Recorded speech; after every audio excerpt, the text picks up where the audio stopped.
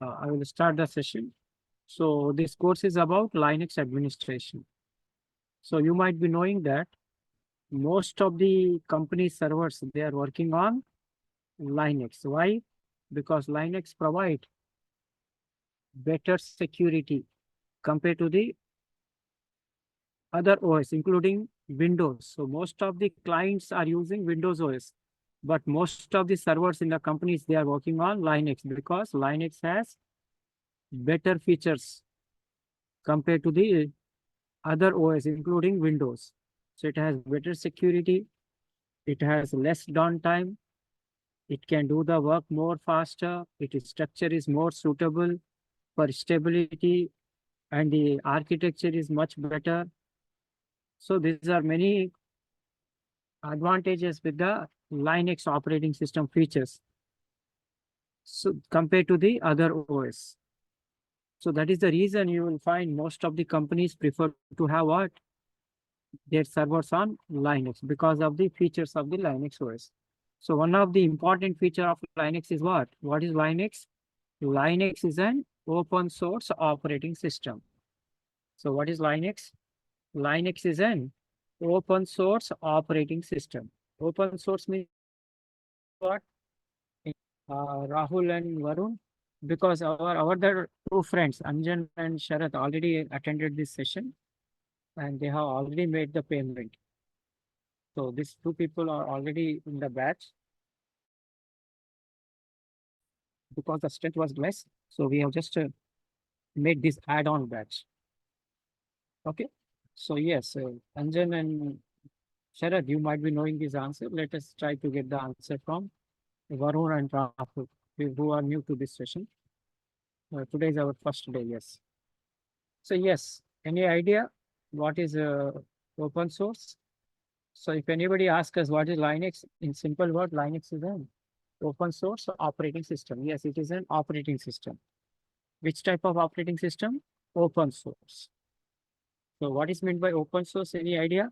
You can reply to chat box or yes. Yeah, open source means see Microsoft we have to pay some amount, but open source is like download and play. Okay, is your idea? Okay, fine. Rahul, any idea? You are able to hear me, Rahul? Yeah, Suneel, I am here. Okay, so do you have any idea, like according to you, what is open source? Open source is nothing but it is available in internet, like without license, we can anywhere download. Okay, that you can say that is as a free also. So there is some difference Yes, between free and open source. So let me explain to you. Okay, I'll come to that point. So first of all, why we need the OS? So Linux is an open source operating system. What is open source? We'll discuss that. But before that, let me assume this is my machine. So any computer is a collection of hardware and the software. Yes. So any computer is a collection of hardware. So as you know, the hardware understand which language? Binary language. Binary language, which is in the form of zeros and ones. And the software understand which language? High level language. So it is like that. I know Hindi language, you know some other language. So can we communicate? No. So the option is we need one mediator, one third person who understand my language and your language. So who is the interface between the hardware and the software? That interface is the operating system. So how do you define any operating system? Any operating system is a collection of programs.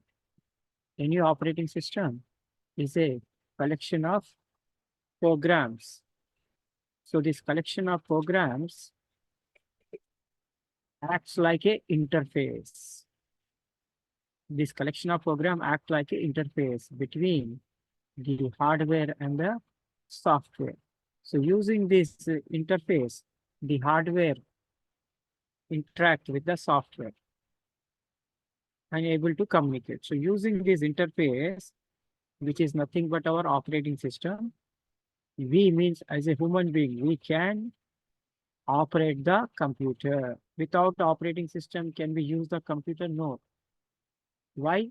Like this, the computer understand hardware language, binary, and the software understand high level language. And as a human being, we also understand high level language. So the mediator between hardware and software is the operating system. So the operating system is a collection of program which acts like an interface between the hardware and software.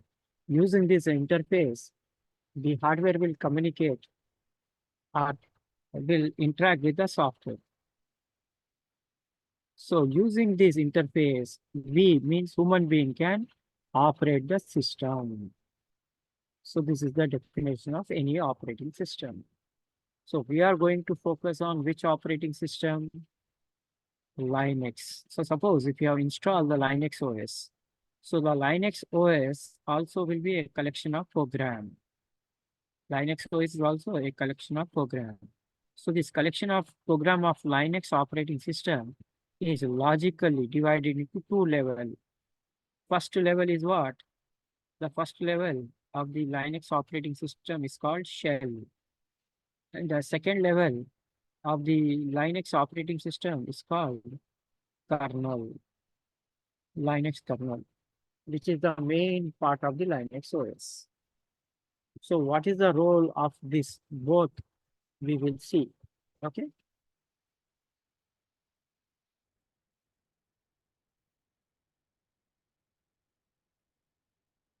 So now,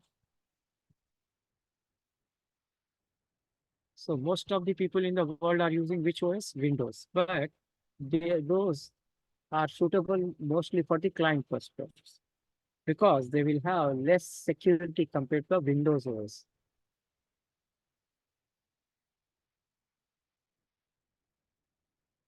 So in Windows, we have two types of OS, client OS and server OS. So for the servers, we have to use server OS. And for client purpose, client OS is there. But this OS is very easy to operate. But in that, the security which we have in Linux is not there. How it is not having that much extra security which the Linux is having, we will discuss now. So the Linux operating system, Windows OS is designed by Microsoft company under Bill Gates using the DOS. So same way, Linux operating system is designed by Linus Torvalds, a person from Finland country.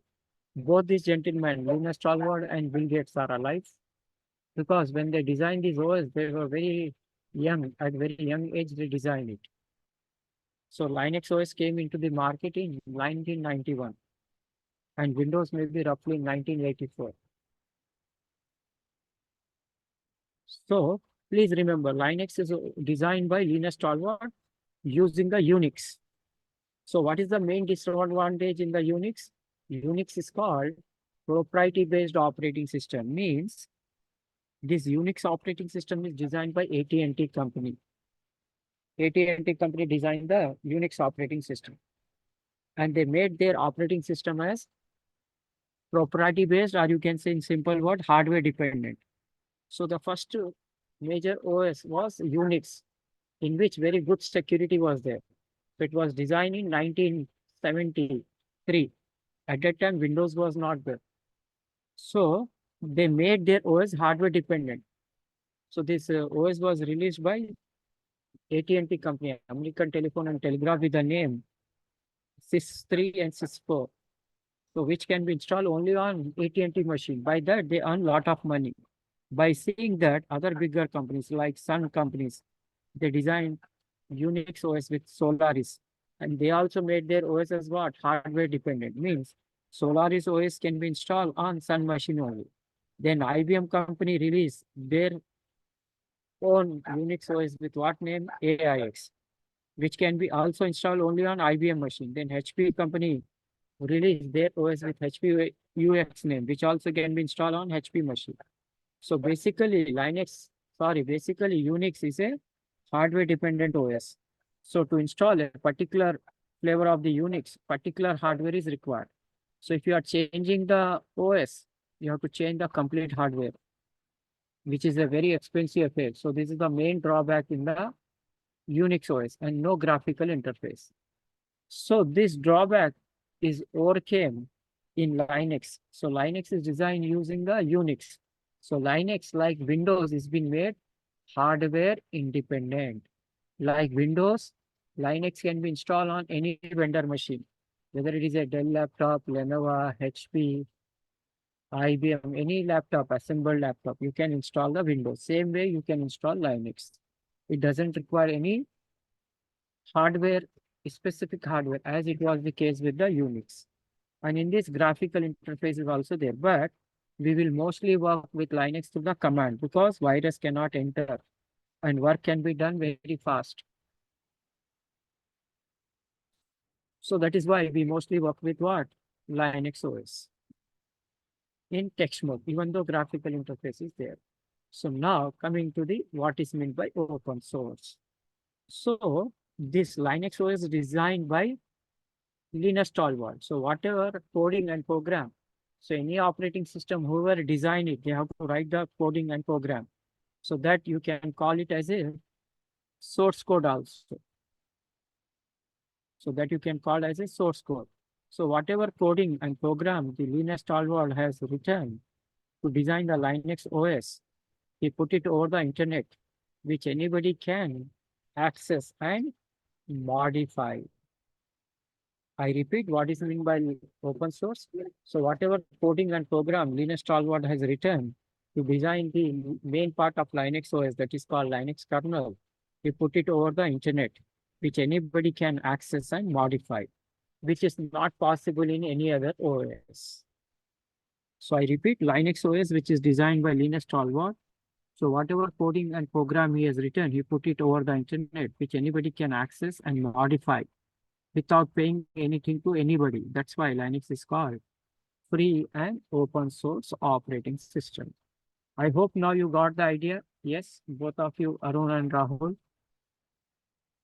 What is meant by open source? Yes. So Yes, Suneel. open source means the source code of the Linux kernel, which is designed by Linus Torvald. We put it over the internet so that anybody can access that and modify. They can add something and design their own OS with their own name, with their own logo, without paying anything to anybody. So why he kept like this? So he wanted the people have the freedom from the license issue. You know, Windows, they will charge you. They will charge you in the form of license key. So he wanted the people to have the freedom from license issue. So that's why he put whatever coding and program he has written to design the Linux OS, he put it over the internet, which anybody can access and modify. So that's why in Linux, we have so many flavors. Like you might have heard something, Kali Linux, SUSE, Debian, Turbo, CentOS, Red Hat. So we are going to discuss the Red Hat OS through the CentOS. Why? I'll tell you. So whatever Red Hat company or whenever Red Hat company releasing their OS with the name RHEL, Red Hat Enterprise Linux, which is designed for industry purpose. So they are giving that source code to the CentOS. So actually CentOS is a organization. It is not an organization, but you can call a group of people, community. CentOS stands for C means community, ENT means enterprise. Enterprise OS means similar to like server OS, which will be used in the industry for servers. So the RHEL, Red Hat Enterprise equivalent is CentOS. So CentOS is a community enterprise operating system. So some people who are working in a Linux environment as an expert in different company, so they wanted the Linux should expand. They wanted Linux to grow. So with that intention, they formed one group, one association with the name CentOS. Their intention is not money. Their intention is only to spread the Linux. So they went to the Red Hat company, they convinced the people their intention is not business or to earn any money, just to spread the Linux. So they also agreed and they felt nice idea about that. So they, whenever the Red Hat is releasing their OS, they are giving the source code of that to CentOS. So they are releasing exact same thing, same features with the CentOS name. For RHEL 7, we have CentOS 7. So interface will be same, the commands will be same, everything will be same.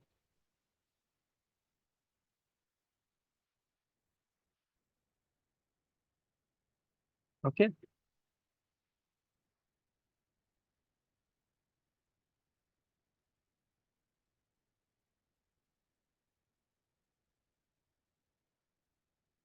So whatever we can do in Red Hat RHEL, we can do through the CentOS. For RHEL now, it is under the IBM. So what they are doing, they are giving their OS free. But if we use their OS, they are charging to provide the technical assistance support.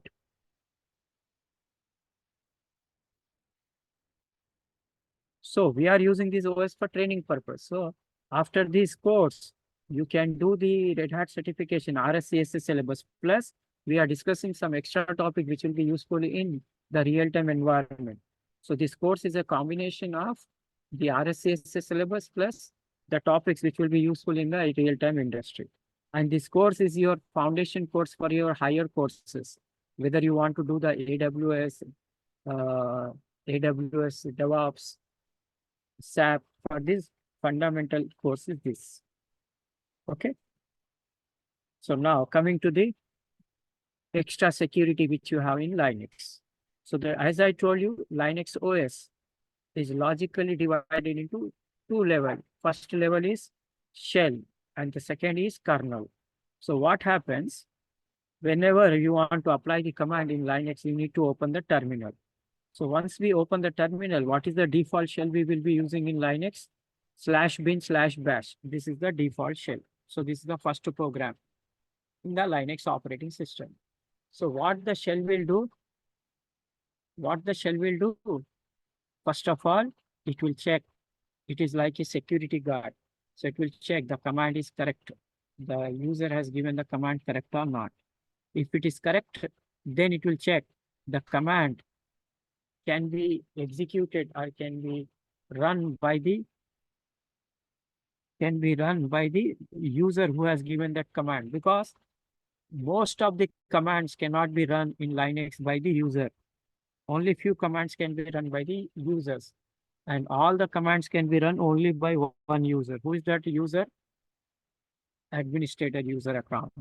So in administrator user account name in Linux is what? Any idea? What we will call the administrator account username in Linux? Root. Yes, root. Root is the name. So root can use all the commands. Only few commands can be used by the user. So once the user given the command, first the command will be checked by the shell whether that command is correct or not. If it is correct, if it is not correct, immediately you will get the message, command not found. If it is correct, then the shell will check whether that user have the privilege to execute the command or not. So if it is given by the normal user, so that user command is present in the /bin binary folder or not, it will check. It is not there means the user cannot execute. So you'll get the message on the terminal. You can see on the monitor access denied or permission denied because that user don't have the privilege. If that user have the privilege, then what the shell will do? Now suppose the user has given the command, which user have the privilege. Our root has given one command and it is correct and it is have the privilege. So immediately what the shell will do, this we can't see. So once it accept the command and don't show any error, permission denied or command not found, it means immediately what is doing in the background, it will convert that command from the high level, because when we give the command, it will be in high level language. So it will convert that high level command to the binary when we give the input. Now, once this command is converted into from the high level to binary, now it will go to the kernel. Now the kernel is the main part of the Linux OS. Now the kernel take over. So kernel is called the core or the brain of the Linux OS. So like in our body, brain will control and manage all our activities, which particular task should be done by which particular part. So when we are doing a particular task, that task should be done by which particular part of our body. It will be decided, controlled, and managed by our brain. So same way, whenever a task is given in Linux OS, so first the shell will check that command is correct or not. It is there in the predefined command or not. Then after that command is correct, then it will check the user have the privilege or not. If it is having the privilege, then it will convert that command from high level to binary and send it to the kernel.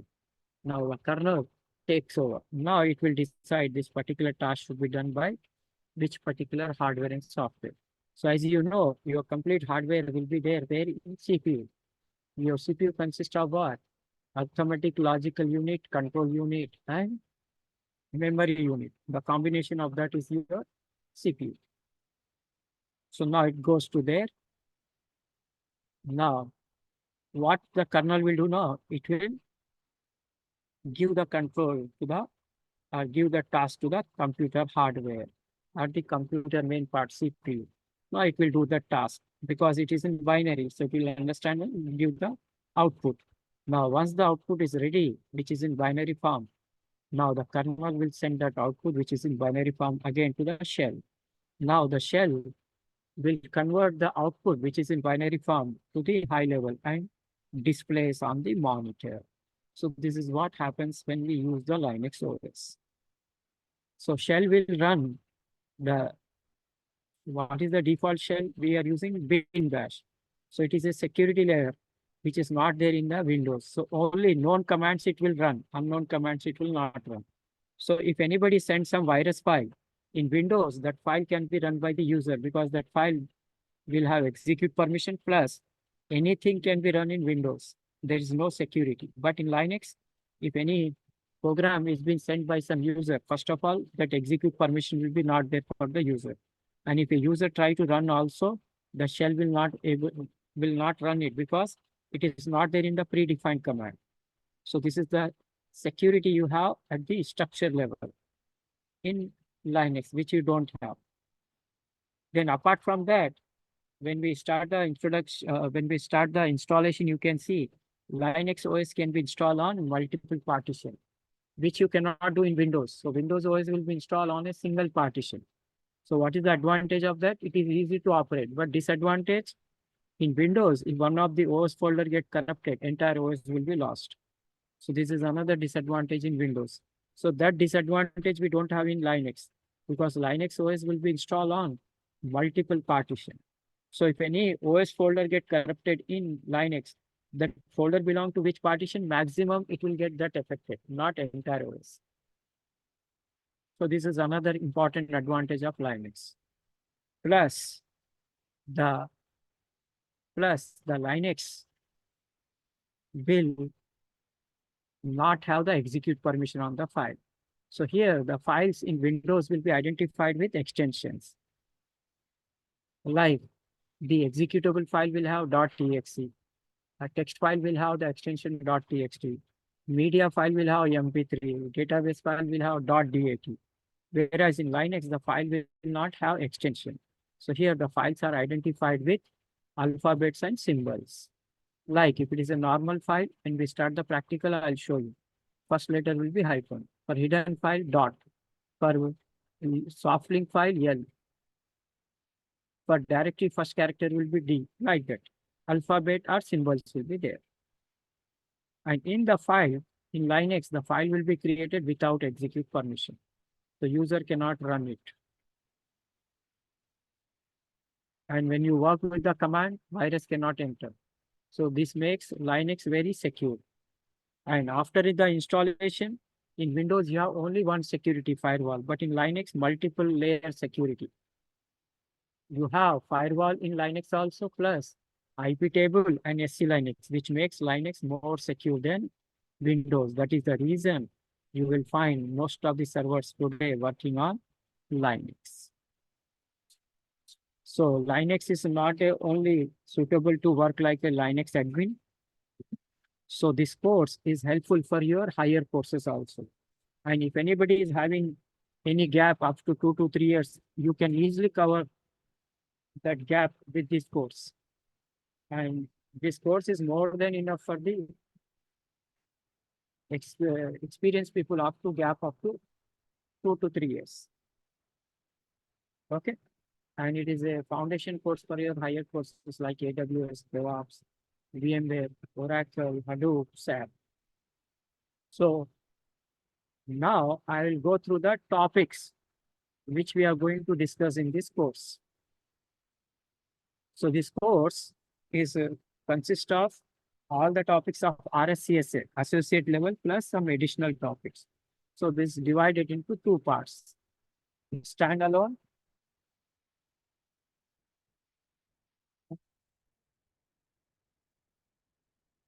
So this course is divided into two parts, standalone and network admin part.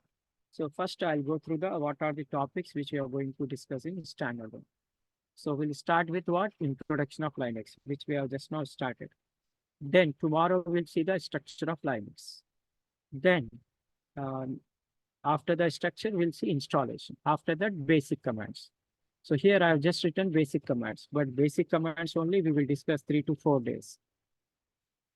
Because all the fundamentals will be covered, like starting with how to open the terminal, how to check our working directory using PWD, how to change the directory using CD, how to check the content using LS, how to create the files using cat, touch, VEditor, how we can create single directory, multiple directory, parental directory, then how we can copy the files and directories, how we can rename them, what is absolute path, what is relative path, and how to delete the files and directories. So all these things we'll be discussing in basic commands. After that, we will be discussing also soft link and hard link. What is the difference between soft link and hard link? How to create them. Then after that, in every interview, definitely 1-2 questions will be from booting process. So we will discuss in complete detail, in depth, the booting process of all the 6 stages using 6 run levels. So booting means loading of the OS. Once we power on the Linux machine, so the loading of the OS takes place in 6 stages till you get the login screen on the monitor. So those 6 stages we'll discuss in booting process in detail, along with the run levels, all the 6 run levels. In which run level, what happens? We'll discuss that. I'm just giving you the overview. Then after that, we'll be discussing user administration. So as an administrator, we should know how to create a user, how to assign the password, how to check where the user's information will be stored. Yes. In user administration, before we go to the user administration, we will be also discussing the filtering commands. So if the database file is there, how to check the particular data by using cat, head, tail, grep, find, sort command. All these things we'll discuss. Then the user information is stored in etc passwd and shadow file. So what are the fields in that? How to modify that? We'll discuss in user administration. After that, we'll go to the next topic, group administration. What is a group? Group is a collection of users. How to create a group? Why the group is created? So group is created to apply the same permission to multiple users. So where the group information will be stored? How to add multiple users into the group before we apply the permission? So we'll see in group administration. So once we know how to create the users and group, then we will discuss the permission. So in Linux, we have 3 types of permission, starting with basic file permission, which is used to apply the permission on categories wise, like owner, group owner, and others. So we'll see how to check the permission of the files and directory under basic file permission and apply the permission categories wise. But when you want to apply different permission to different users, we have to use ACL, access control list. Then we'll see using the ACL, how to apply different permission to different users and group in ACL. Then after that, the advanced file permission, which is also called special permission, which we will be discussing in the advanced file permission. Again, which consists of three types of advanced file permission: set UID, set GID, and sticky bit. All three we will discuss. So with that, first part in standalone will be completed. Next, we will go to the disk management. To manage our hard disk, we need to create what? Partition. So how to create the partition? And there is a swap, which is called logical memory or logical memory, which will increase the system performance. So how the system performance will improve by the swap and how its size can be increased, we'll discuss in swap management. Then after that, the multiple partition or hard disk can be combined using LVM to do the resizing, especially the increasing of the size of the file system. So very important concept, how to combine the multiple hard disk or partition and make it into a single storage space through which we can do the resizing of the file system space using LVM. We'll see that. And using the LVM, how to take the screenshot and backup also we'll see. Then after that, we'll discuss the software RAID. Using the RAID, how we can configure the RAID levels 5, so that if one of the partition or hard disk get failed also, we will not lose the data. So we'll discuss inbuilt tool MDADM software RAID. After that, we will go to the next part. As administrator, our main job is what? To prevent the data loss. So to prevent the data loss, what we have to do? We have to take the backup. So most important data is user data. So every day user will be writing different data. So users data backup we will take by using the dump command, in which again we have three types of backup using the dump command. First, we have to take full backup. First day full backup, then every day we will take incremental backup, and all the incremental backup we will add on the last day of our backup cycle. That is called differential backup. So how to do that, we'll see in dump command. After that, we'll see how to take the backup by compressing the data with tar command, so that our hard disk space is not wasted. So when the data is huge, how to compress it and take the backup using tar command through the gunzip tool. Then how to take the backup of multiple files and directory with CPR command. So all these three commands we'll see. Then after that, we'll see scheduling of jobs using the AT and cron tab. How to create a file, user backup by using the AT and cron tab. So and so task should be done by writing. This task should be done like using the cron tab and AT. Scheduling of jobs using AT and cron tab we'll discuss. And then we will also discuss how to monitor whatever task is running in our machine by using PS and top command. So with this, the first part of system standalone will be completed. Next part, network admin. So in that, we will start with the package management.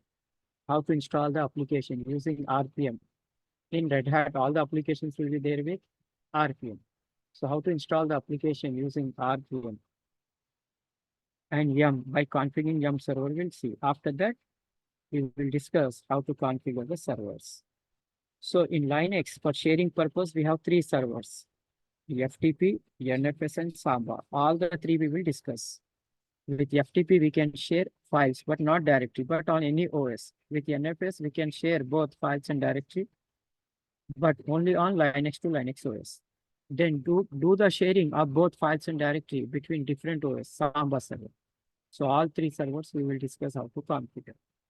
And then we will be also discussing how to take the remote desktop using SSH. Nobody is using Telnet. It is not secure. Then how to copy data from one machine to another by using SC. Then we will discuss also how to configure DNS so as to access the website by name. So we will discuss how to host the website using Apache Web Server and access that website by name using DNS server.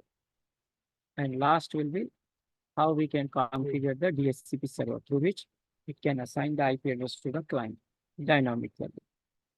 So this is your course content, which will be covered in 30 to 35 days. So it will take 35 days. And the fees is very nominal and reasonable. 4,000 only. So with this, I'm going to stop the session for today here. Tomorrow we'll continue with what? File system structure, where exactly what data will be stored. So before I close the session, you have any questions, any doubt? You can ask Rahul and Varun. Sunil, after completing this course, Yes, so there were 3 levels of job, right? L1, L2, L3. yes. So if we put on some experience, because without Hmm. putting on some experience, we can't get the fresher job. So Yes. if we put on some experience, what we will be applicable after completing this course? Level 1. This is for the level 1. This is your level 1 entry 1 job. Okay, So, level 1, L1. yes, And yes, one more thing is Microsoft Certified System Administrator. The other company, institutes are for the extra cost they are offering the course. I don't know what exactly we learn along with this Linux. If you learn Microsoft Certified System Administrator, will you be giving any details about that? see, Linux is different, Microsoft is different. Microsoft, what you can do through the Microsoft tool, that is through the Windows OS. So whatever you do there, mostly you'll do through graphical method. Same thing, here you can do through the commands. So we are going to purely discuss about Linux, not about the Windows.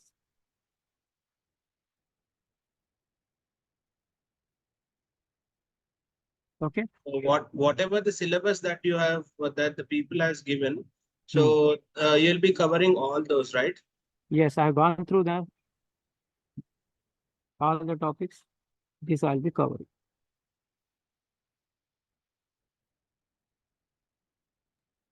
Okay, Sunil, thank you. Okay. Any other question, Rahul? Or can I close this session?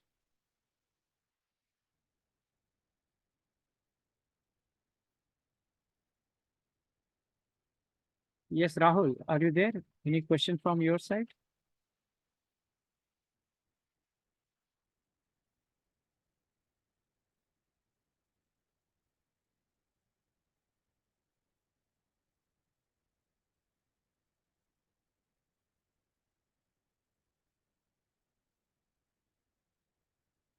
Okay, it's not replying. Okay, can I close the session? Yes, please. Okay. So that's it for today. Tomorrow we'll meet at same time, 10. We'll continue next week. Tomorrow what? Structure of Linux OS. So structure wise also, architecture also, Linux is more secure. So we'll see some more advantage of Linux tomorrow. Okay. So I'm stopping the session here. That's it for today. Thank you. Good night. See you Thank you, tomorrow. Sunil. Thank you.